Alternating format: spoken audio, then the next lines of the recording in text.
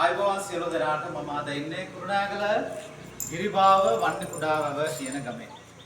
අද මම පෙන්වන්න යන්න ඔයාලට ලංකාවේ රජයක් විසින් විශාල මුදලක් වැය කරලා ලස්සන සතිපොලක් හදලා තියෙනවා. ඉතින් මේ සතිපොලේ මොනවාද වෙන්නේ මොනවාද කරලා තියෙන්නේ කියලා ඔයාලට පෙන්වන්න තමයි අද ඇවිල්ලා තියෙන්නේ.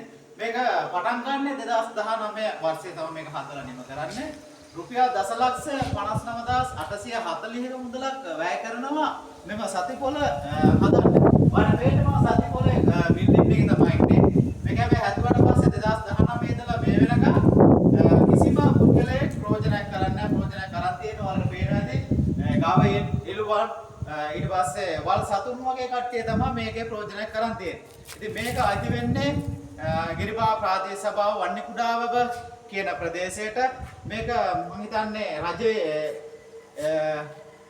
පරිසර රජයට අයිති ඉඩමක තමයි මේක. ඉස්සර මම හිතන්නේ ඩිස්පෙන්සරියක් මේ මගේ වම් පැත්තේ තියෙන ඉස්සර ඩිස්පෙන්සරියක් බෙහෙත් දුන්න ස්ථානයක්. ඒ ස්ථානයේ තමයි මේ සතිපොලක් නිර්මාණය කරලා තියෙන්නේ. අඩි 75ක පමණ දිග අඩි 25ක් 20ක් හෝ 25ක් පළල මේ සතිපොලක් නිර්මාණය කරලා තියෙනවා ආන දකින්න ලබනවා. ඉතින් 2019 ඉඳලා 2025 වෙනකම් සතිපොල හැදුවත් මේකෙන් කිසිම ප්‍රයෝජනයක් කිසිම කෙනෙක් අරගෙන නැහැ.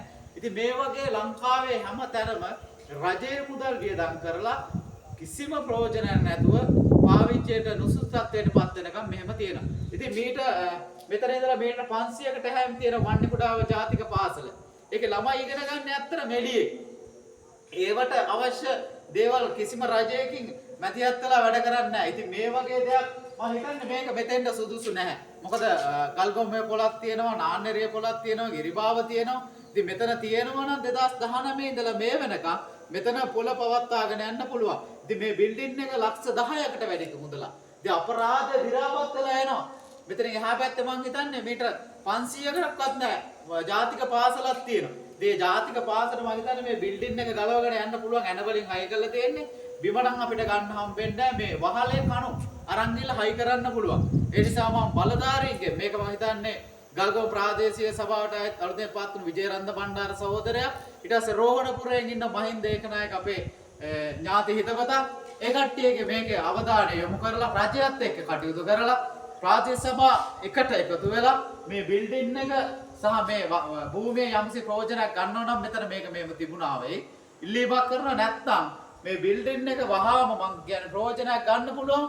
වන්නි කුඩාව ඉස්කෝලේට මං හිතන්නේ ගිහිල්ලා හයි කරන්න පුළුවන්. ඉතින් හයි කරලා මේක ළමයිගේ ප්‍රයෝජනෙට ගන්න කටයුතු කරයි කියලා ඉල්ලීමක් කරනවා. ඒ සඳහා ගල්ගොව ප්‍රාදේශ සභාවේ සභාපතිතුමා විජේරන්ද බණ්ඩාර ඒ වගේම රෝහණපුර කොට්ටාසේ මන්ත්‍රීතුමා මහින්ද ඒකනායක යන දෙපළට මං ඉතින් වගකීමෙන් කාරුණික විල්ලා සිටින අනිවාර්යෙන් මේක කඩිනමින් පියවරක් අරගෙන මේ සඳහා සුදුසු කටයුතුවක් කරන්න කියලා ඉල්ලීමක් කරනවා. ත්වන් සරණයි.